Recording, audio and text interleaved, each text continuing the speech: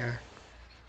Hey guys, welcome back to another video. Welcome to Will Brothers Podcast, where I am your host, Victor, who goes by Victor the Inspiration Online. And we have my co-host, who I have known for since the seventh grade, so 16 plus years, who goes by Alfonso Reyes, also known online as Muscular Dystrophy Warrior. In today's topic, Yes. we are going to be talking about podcast and spreading MD awareness, how his mindset and how all of that kind of transpired. So please welcome my good-looking best friend, Alfonso. All right. It's an honor to have me here all the time. All right. I'm ready for his questions. I don't know what Victor created for. Let's see what he came up with. Yeah, let's get Since right it, into since it. it since it was last minute, you guys. Yeah, it Well, was he super. was well he was prepared. I'm the one who's not prepared. So Yeah, it was like super last minute. Literally, I had to take care of two phone calls. Tried to take care of a third one, but they weren't available at the time. But I took care of two phone calls, recorded a few pieces of content, and then I was like, "Hey, brother, like, are you available to record?" And he's like, "Yeah, dude, let's do it." So that's when that happened. Per usual, these are super last minute if you keep up with their content. But um, but yeah, let's get right into it. And so the first question is there's seven questions I've drafted up. The first one is why is spreading disability awareness personal to you? personal to me. Let's start. I'll say like one, I live with a disability. Two, I feel like there's a lot of misconceptions with all disabilities, and I feel like if I, you know, give a glimpse of what it is like, because they all think it's one disability, it's all fit one category, one big category, but it's not. It's split into different categories of disability. I don't know how many disabilities exist in the world. There's so many. Some are rare, some are more common. This and that. So I felt like why not give a glimpse. I know it won't, you know, person probably won't see everything, but they'll get a glimpse of what it is. So I feel like that's why I wanted to do awareness. Yeah. Especially like as you make content and you spread, you have these podcasts. Also forgot to mention that Alfonso here has his own podcast on his YouTube channel, Muscular Dystrophy Warrior. And he's even on social media, you can look him up. And he talks about his primary focus is spreading MD awareness, which is muscular dystrophy awareness, because he himself lives with Duchenne muscular dystrophy, which is a progressive disability. So I had this thought and I wanted to get like his own thoughts behind how everything kind of transpired. I mean, I know quite a bit, just because of our own personal conversations, but I think this would have been a good topic. But yeah, so the second question here is, what do you wish more people understood about muscular dystrophy?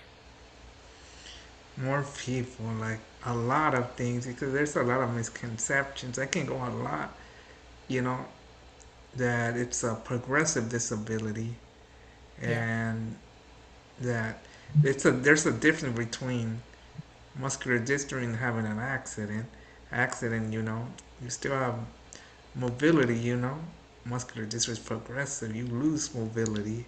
So that's I think one of the most common misconceptions. You confuse both of them. Yeah. And by it being like progressive too, is I want to emphasize a little bit that, keyword progressive. So like over time, the disability worsens and this significantly impacts physical mobility. So like, to give a quick synopsis about his story and about who he is, if this is your first time coming across who he is or who I am or both of us, is that he literally at one point walked. Like he had the ability to stand at one point. It was up until like the age of 12 or 13, right? 12. Yeah, the age of 12, he had the ability to walk and stand. And then over time, eventually he woke up and he no longer had that ability. And Yeah, I didn't mean. I want to add something. Right now, for those that don't know, there's a lot of, they call them gene therapies out there. yeah, That most of them, if the person is still able to walk, it still helps them walk a little longer, but it's like it just stops the progression from continuing. It's like a continuing cycle. It's like a cycle, we can say, of yeah, muscular. This first you start walking, or some don't walk and they just go straight to a wheelchair, and then the cycle. starts from there. So those gene therapies help out, slow down the progression. Doesn't stop it, it just slows it down. Yeah. So And Gene, it depends, on the person. Some people, even though they take those, I mean, I took steroids, but it didn't help. I don't know how the gene therapies work. I don't know if it's the same thing as the steroid or how effective it is, so I can't really speak on that. yeah. And then and to also highlight is gene therapies are slowly starting to be discovered for the Shane, right? But you're Yours not, too, yeah, Victor's. and for You can SMA talk about. 2, we're starting to make some significant breakthroughs for both of our conditions. I personally have spinal muscular atrophy, type 2, and again, he has Duchenne muscular dystrophy. But as these breakthroughs are starting to happen, because of your age, you're not able to qualify for the gene therapy that slowly is starting to become available. Right. Yeah. But I mean, they're making breakthroughs now, and who knows what else the future holds. You know what I mean? Just kind of one breakthrough after the next. And the next question is, how can one conversation change someone's perspective? That's a great question. Yeah, one conversation. I feel like if you sit down with someone with a disability or different disability, race, whatever, you know, or Yeah, different backgrounds, if you sit, you go into a mindset like, open minded, hear the other person's, and then listen to both opinions, listen to the person first, tell you like, maybe share their story, then you can judge based after they're done. You can say whatever you want, but like they say, don't judge the book by its cover. That's what they do with disability most of the time. You see someone and you don't know how to act around them, but it's like have you just sit down with them, let let them share whatever they want to share. Then from there you can go based on whatever he told you, go based off of that. yeah. Like when you have the conversation, whatever it is that they openly share with you, and some people can even become very vulnerable, which isn't entirely the easiest thing, especially when it comes to sharing one story, is once you really just listen with the intention to understand and not so much just to reply, you really start to develop a much more healthier conversation. The next question is, what makes awareness more powerful than sympathy? That's a very interesting question. Awareness, it's because you're showing your day-to-day realities. Sympathy, you're just going off base what you see. But when you share awareness, you show every single detail, only that you know. So I feel like that's the difference in sympathy. It's just going based on what you see, not what you see the whole story behind it. Yeah. It's going based off of what you see, not so much First what, impressions, we can say first impressions, and not see like what goes behind closed doors. Like I say, everybody knows what happens, in their household behind closed doors. I feel like have a disability or don't have a disability, only you know. Those that live there, no. Same thing with the people with this disability. We might have the same disability, like I always say, but they face other challenges not related to disability, related to household, family, or whatever. yeah.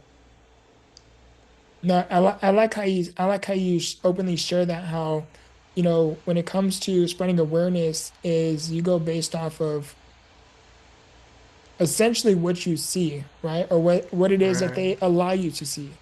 But with right. sympathy, you only go pretty much based off assumptions of what exactly Assumptions they are are going through or how their right. life is. Also, they just see maybe they just see you for an hour or two, not the whole day. Yeah, They just see like same thing when you don't have a disability. Like, oh, he looks happy, he's fine, and you're really having an internal battle with, you know, with mental health. Mental health. That's why it's tricky, because you can see someone, you know, going to family gatherings or hanging out with people they hang out with, and they be like, oh, they look fine. Only they know what goes behind closed doors. yeah. No, it's so greatly said. On the outside they can appear fine and well, right? But Right, behind, and but everybody will assume like, oh, he's fine. Then you hear, What? When did he have that? Yeah. When was he on a psychiatric hold? Like Right, you don't see that. right. You know, no, Exactly. it's so true. Is at the end of the day, everybody has a story, and the best thing you can do is simply just be kind and show up to the best of your ability, because Because that one also because conversation can make a significant different or impact. sometimes like sometimes life can just change in an instant. Yeah, One day you're walking, the other day you're in a wheelchair. I have interviewed people that the first guest she didn't have a disability. One day she went to a pool party, jumped, you know, to the pool and broke her neck, and now she's in a wheelchair. So she's like, she was my first guest. She was like, at any time you can end up with a disability. One accident, yeah, one normal day can change in an instant. yeah, yeah. That was a powerful video as well. And you have like several now. You have like several on your channel already, right? I have 13. For those that haven't watched my channel, I have 13 interviews. I should have 16 by the next couple of days next week. Yeah. And also, all of his links and socials and how you can connect with Alfonso are within the description as well. The next question is, why is it important for people with disabilities to share their own stories on muscular dystrophy podcast? It's important for one to bring awareness. That's like the main thing. Two, we can say it's like as people all assume, like I said earlier, that one disability it means they all face the same challenge. It's one whole category. One size fits all for all disabilities. It doesn't. You can interview people with the same disability, and they'll tell you a complete different story, how they live their life, completely different.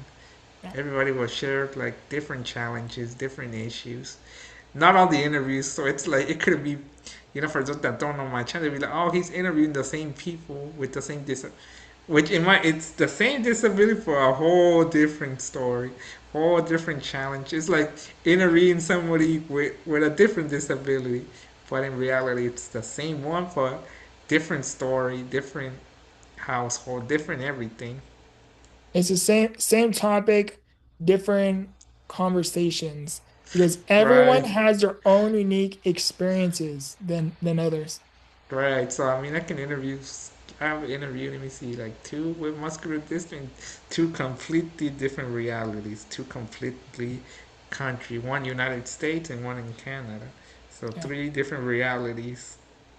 yeah, Same except for different country and different reality. Same age, different reality. yeah. So true, you know? And it's powerful too, because yes, it's the topic is, like spreading awareness, right? But again, everyone has their own experiences, life lessons, challenges, perspectives, and mentalities. All of these different things that is so beneficial for not just not where these types of wisdom and conversations impacts more than just one type of individual or audience, really. The next question is, what message do you hope your platform leaves behind? Well, it changes perspectives. I feel like that's the main goal. Changes perspective, bring awareness, helps other better understand disability, or helps guide those that live with a disability, helps guide them into finding something they can be successful in. So I feel like those two perspective is for people that don't have a disability, and then motivation is for people that do have a disability. So that's my mission for both, so I can have both people, non-disabled and disabled people, so they both take a goal. They both get beneficial from watching my videos. Yeah, I like that. I like it too because on your platform, you literally share, like whether it's on YouTube or even on Instagram, and even now you have your own Facebook page as well. And I find it very unique because you are so open with your disability. Like there's some topics that you talk about, and I'm like, I've thought about that, but damn, I never like No, talking about the I never actually there done it. You know what I mean? yeah, there are more topics a little bit more like for our age, 18 plus, but I'm like I don't want it to sound weird because my channel like my goal, I'll expand a little bit my answer. My goal is like to talk about the most topics that are not really discussed but are important, But I'm like, what if they take it the wrong way? Because I'm like, I'm not doing it with to be weird, or he's talking about adult conversation. But I'm like, no, that's not the point. For me, it's like bringing awareness, showing that we're humans. 'Cause I've researched a lot of topics, read a lot of topics that's like for older people with disability, older muscular dystrophy. I'm like, what if I talk about this? I'm like, what if they take it the wrong way? Trying to find the right words, like the issue. I mean, I have a couple of ideas, like you're saying, like I'm open about it. Because the goal was to talk about topics that are not really discussed. Or if they're discussing disability community, they take it the wrong way or assume things. Like when you see a video with a certain topic, you're like, oh, it's gonna be messing around with it. But once you watch the video, like, oh, the title made it seem like that, but in reality, it's like a deeper conversation. Yeah. And I love it because you literally come up with topics where I've came across certain topics of yours, and I'm like, I've thought about that, but I never like you think something, but you don't actually create it. You know what I mean? Right? And No, you do because that, and I really, I've really done, like that. yeah, because I've done research on different topics. I ran into those topics by accident, we can say. Sometimes doing something else, then I click something. You know how you click one thing, and then it takes you to a different thing. So that's why I got in the ideas from. Because that was the goal from the beginning. Talk about topics that are not really discussed, but also, try to discuss it in a way everybody understand what I'm trying to say. Yeah. Then the next question is how, and something I want to ask you too is when you create these videos, do you script out your videos or do you just like freestyle it or do you do like mixer? Like how do you approach these types of topics?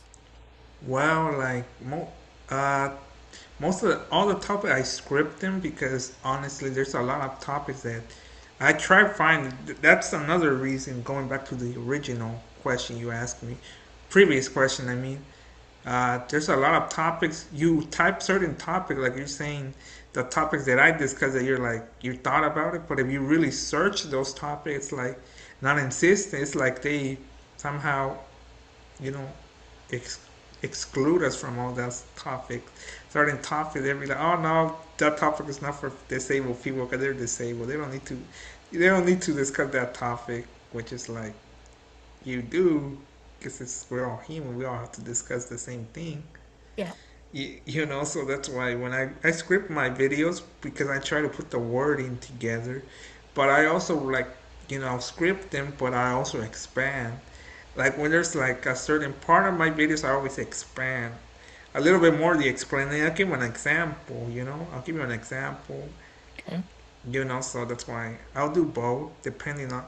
There's always like a part of the script that I'm like I had to expand it a little bit more. So I don't rely like 100% on the script. I go off of it, if we can say most of the time, Yeah. because there are parts that I'm like I need to really explain it a little bit further, more detail, as much details as I can. Yeah. No, no, I like that because you do approach it with a very unique approach. And like you said, these topics are like non-existent. And for you to see that and take notice of that and actually be the individual that's like just moves on from it and kind of just do and creates what's already there.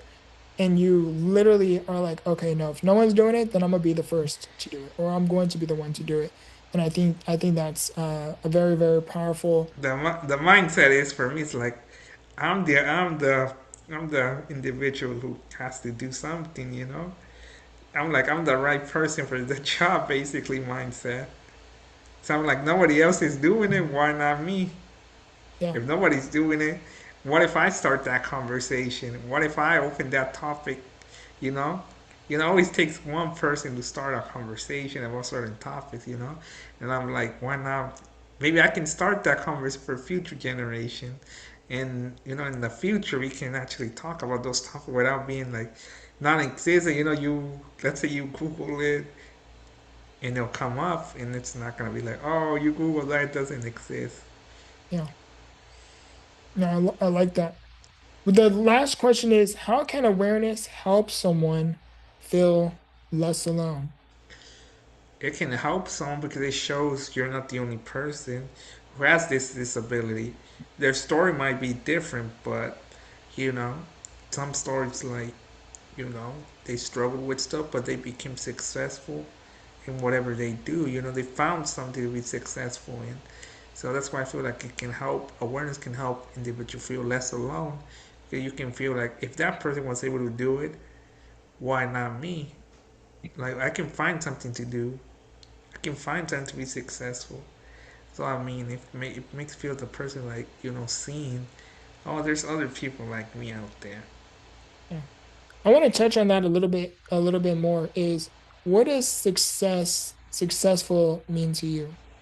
Successful, man, that's a tough one. I feel like creating content, bringing Okay. awareness, being public speaker, sharing your story.